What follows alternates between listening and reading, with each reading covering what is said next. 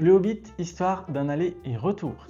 Issu du livre éponyme, écrit par John Ronald Reuel Tolkien en 1937. C'est un roman d'aventure initiatique. Bilbo Baggins, ou Bilbon Saqué en français, ça raconte l'histoire d'un hobbit tranquille et sans histoire, embarqué malgré lui dans un voyage qui va le transformer et transformer son monde. Le texte fondateur de tout un univers. C'est celui qui a précédé Le Seigneur des Anneaux, 10 ans avant. C'est celui par lequel des millions de lecteurs sont entrés en Terre du Milieu. Ce n'est pas une licence parmi d'autres, c'est un monument. Et ce monument, en 2025, devient un autre jeu de société publié par Office Dog, le studio interne d'Asmodee North America. Derrière le game design, Reiner Knizia, un docteur en mathématiques, plus de 700 jeux publiés, c'est l'homme qui a remporté le Spiel de Jar en 2000 pour ce jeu. Le Seigneur des Anneaux, on reste dans la même littérature. Lorenzo Colangeli est à la direction artistique. C'est un illustrateur venu de la BD, un solo également a été développé par Marceline Lehmann. Ici, le prix rentre en jeu autour de 30-35 €. C'est le prix d'une licence, le Hobbit, Tolkien, l'univers que des millions de personnes connaissent et aiment. Et ça attire un public familial, des néophytes de jeux de société, des fans de l'œuvre qui cherchent quelque chose à poser sur la table un soir et découvrir une énième itération de l'œuvre sous format jeu de société. La boîte fait son travail, le prix fait son travail. La promesse. Un roll and write narratif en 8 chapitres. Chaque chapitre, un moment iconique du roman. Sur le papier, c'est parfait. Alors, le dossier est ouvert. Mais avant d'aller plus loin, parlons des gens derrière ce jeu, parce que comprendre qui ils sont, c'est comprendre pourquoi le jeu est ce qu'il est. Knizia a une méthode. Il ne simule pas un univers, il en capture l'essence mathématique. C'est sa signature depuis 35 ans. La mécanique d'abord, le thème comme révélateur, mais pas comme moteur. Et c'est là que quelque chose d'important se joue sur ce Hobbit. C'est Knizia qui est venu avec le game design à Office Dog, pas l'inverse. La mécanique roll and write existait avant que Tolkien entre dans la pièce. Brian Bornmuller, le Creative Sourcing Manager d'Office Dog, et fan du Hobbit depuis l'enfance, l'a signé. Puis un solo a été développé par Marceline Lehmann, game designer et professeur. Lorenzo Colangeli, lui, il vient principalement de la BD. Un seul autre jeu de société à son actif avant celui-ci, c'était Elton Palace chez Yellow en 2022. Mais son travail ici est unanimement salué, même par les critiques qui descendent le gameplay. Son style rappelle Dexter's Lab, Samurai Jack. Des couleurs terreuses et expressives qui évitent le piège du déjà vu dans un univers de Tolkien qui est surreprésenté dans le jeu de société. Ce détail sur Knizia, vu tout à l'heure, c'est pas anodin. C'est lui qui est arrivé avec un game design de roll and write chez Office Dog. Et ça change tout ce qui va suivre. Pièce à conviction numéro 1. La question centrale, est-ce que Knizia a conçu un jeu pour le Hobbit, ou est-ce qu'il a posé la licence sur une mécanique qu'il connaissait déjà? La réponse est dans les faits. C'est lui qui est venu avec le game design, et quand on joue, ça se sent. Le roll and write, lancer les dés, drafter, tracer des chemins, c'est son terrain familier. Lost City, Roll and Write, My City, l'univers du Hobbit, ne modifie pas la logique du jeu, en fait, il la décore. Et je vais te donner 2 exemples concrets qui m'ont sorti un petit peu du jeu, de moments où la mécanique et l'histoire se contredisent directement. Alors, tu appelleras ça mon côté un peu nerd, jusqu'au boutiste ou un peu tatillon, c'est comme tu veux, tu choisis. Le premier exemple, le chapitre des trolls. Ici. Bilbo et la compagnie des nains occupent 3 trolls. Ils les font se disputer, ils les retiennent jusqu'à l'aube. Et c'est Gandalf qui arrive à la fin et brise un rocher pour laisser entrer la lumière du soleil. Il crie, alors c'est une des répliques un peu iconiques du roman, quelque chose comme l'aube, que l'aube vous saisisse et vous pétrifie. Et l'aube les pétrifie tous les 3 en même temps, parce que l'aube ne fait pas de discrimination. Dans le jeu, pour pétrifier un troll, il faut passer sur ces 4 cases adjacentes en dépensant des épées. Un troll à la fois, indépendamment, les 2 autres restent bien vivants pendant que vous vous occupez du premier. C'est logique, clairement, d'un point de vue gameplay, mais c'est une trahison complète de la scène du livre et un vrai non-sens. L'aube ne pétrifie pas un troll, elle pétrifie les 3, et le jeu n'en tient pas du tout compte. En l'occurrence, ce chapitre pourrait très bien se jouer ailleurs, exporter ce gameplay avec d'autres ennemis sans problème. Et je ne dirais rien du tout. L'avoir fait ici, c'est juste dommageable pour l'œuvre, et moi ça me sort du jeu. Alors que dans un autre contexte, ça aurait été un bon gameplay. Deuxième exemple, le chapitre de la caverne des énigmes.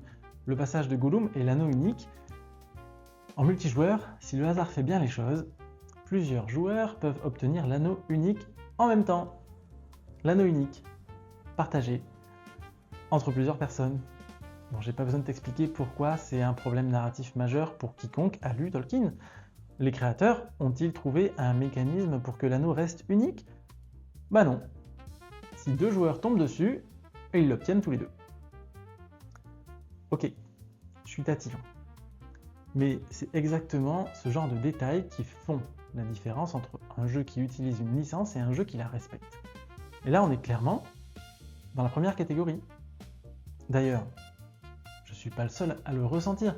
Meeple Mountain sur internet écrit que le jeu ne laisse pas grand-chose, il ne laisse pas grande impression en dehors de son ambition.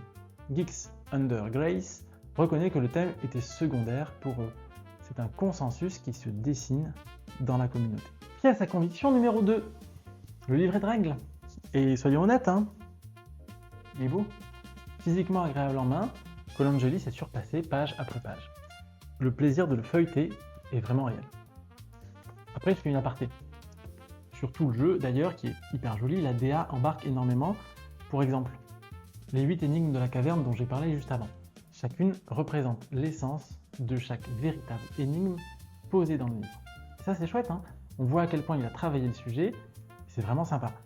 C'est pas le seul exemple, d'ailleurs, de riche travail, et c'est vraiment sympa. Pour autant, les 4 pages d'explication des mécaniques de base sont un peu fastidieuses. Et c'est le début du problème. Parce qu'ensuite, chaque chapitre nécessite 2 pages de règles spécifiques, supplémentaires. Ce qui est à la fois la force du jeu, 8 chapitres, 8 expériences différentes, et son poison.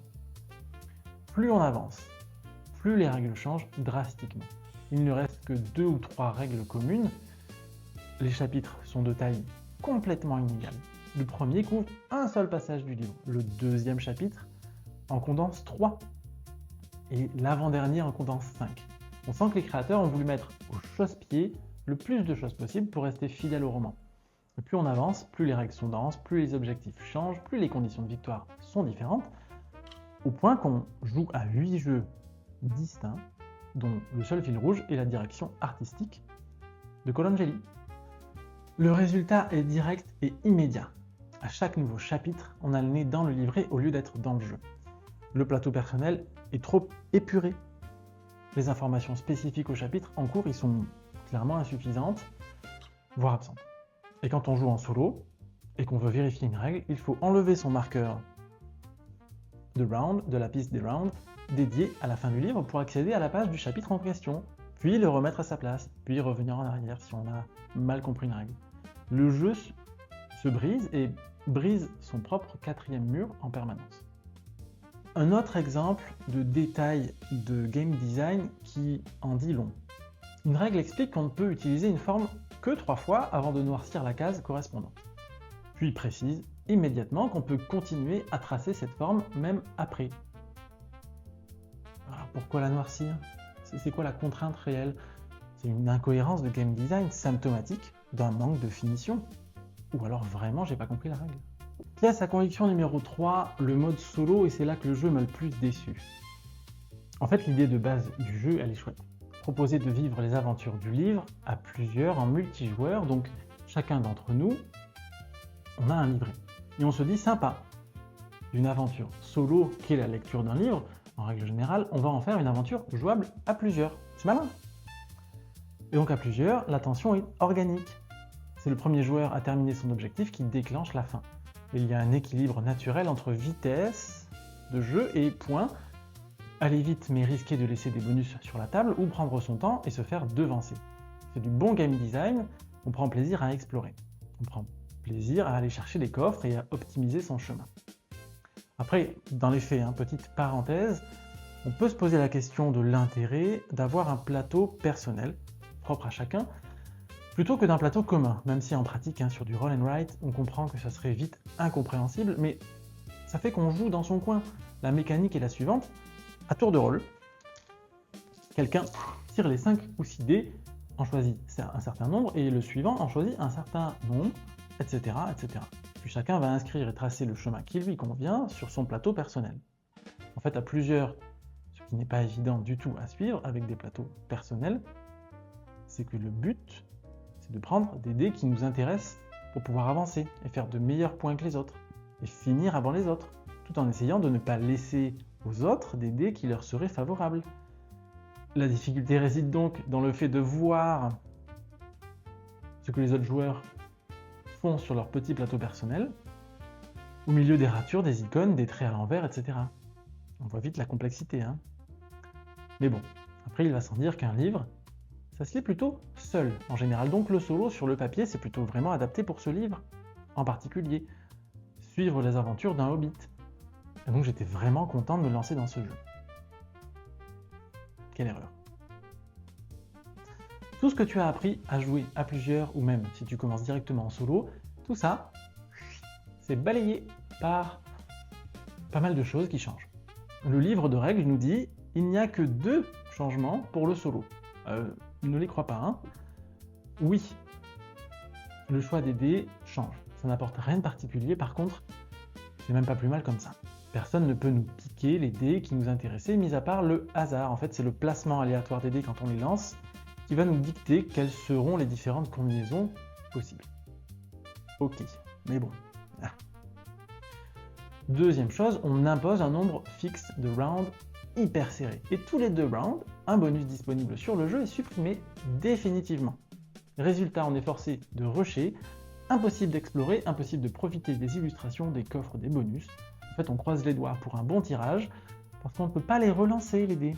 Si les dés sont mauvais, le chapitre est pratiquement tout le temps perdu. Pas à cause d'une mauvaise décision, mais à cause du hasard qui est difficilement, voire tout le temps, impossible à mitiger. Ce qui est cruel, c'est que la richesse, en fait, elle est là. Il y a un vrai potentiel dans chaque chapitre. Mais le mode solo ne vous laisse jamais le temps de le découvrir. En fait, il aurait fallu un équilibre entre un nombre de rounds suffisant pour explorer et un objectif de points à atteindre. Mais on n'y est pas. Le résultat, c'est qu'on a l'impression que la difficulté a été créée par la contrainte. Si on rate dans les 8 rounds, c'est un exemple, on recommence, mais ça, c'est pas du solo satisfaisant, c'est de la frustration artificielle. Et en plus de ça, comme je le disais subtilement juste avant, il n'y a pas de tableau de scoring. En fait, on ne sait jamais si on a bien joué. Pour un jeu à plusieurs ou en solo en 2025, ne pas mettre de tableau de score qui nous dit quoi atteindre, et si c'est bien, c'est impensable. On se demande sincèrement ce qu'il s'est passé pendant toute cette phase de création et de test pour en arriver là. Bon, ce jeu se contredit à chaque niveau. La direction artistique promet l'aventure familiale ou solitaire de Tolkien, de la montagne solitaire, t'as compris la référence. La densité des règles et la complexité croissante des chapitres promettent autre chose complètement. On arrive à la table avec l'esprit Blanche-Neige et les 7 nains, parce que la DA nous y invite, et on se retrouve à relire des règles pointues pour la 5e fois du soir ou du moment où on fait ce jeu. Et le problème de fond, c'est celui que j'ai posé dès le départ. La mécanique est arrivée avant la licence. Il n'a pas conçu un jeu pour Tolkien, il a conçu un jeu et Tolkien est venu l'habiller. Et dans cet habillage, il y a des coutures qui se voient. Les trolls qui se pétrifient un par un, l'anneau unique en plusieurs exemplaires, les chapitres inégaux qui essaient de tout faire rentrer. Ce ne sont pas des détails, ce sont des symptômes d'un design qui n'a pas interrogé la licence, qu'il a utilisé. Le potentiel est là, vraiment. La richesse de chaque chapitre est une prouesse. L'ambition du projet est réelle, et pour bien adapter ce livre, il aurait fallu non pas 8, mais 15 chapitres, étalés avec un peu plus de règles, plutôt que de vouloir en mettre trop d'un seul coup, et des différents dans chaque chapitre. Entre l'ambition et l'exécution, il manque un équilibrage sérieux, une cohérence narrative et un mode solo vraiment digne de ce nom, et de tout le reste. C'est pour qui ? Ce jeu est fait pour les amateurs du roll and write qui cherchent un défi compétitif à plusieurs et qui n'ont pas peur de relire des règles entre et pendant chaque chapitre. Pour les fans de Tolkien, capables d'accepter que la licence soit vraiment cosmétique, ou pour des gens qui connaissent comme ça, sans plus, mais qui trouvent ça chouette comme licence. Pour les joueurs qui veulent de la variété, beaucoup de variété, dans un format très court, très condensé et relativement accessible. C'est pas pour qui? C'est pas pour les fans du Hobbit, du Seigneur des Anneaux, de Tolkien qui veulent vivre l'univers à travers le jeu. Ils vont tomber des nues, clairement. C'est pas pour les joueurs solo. Le mode est beaucoup trop punitif, trop aléatoire, sans progression perceptible.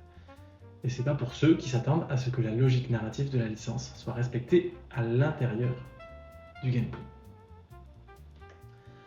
Verdict. Dans le dossier numéro 3, la table raconte déclare le Hobbit aller et retour, acquitté sur la forme, condamné sur le fond et coupable de promesses non tenues. Dossier clos.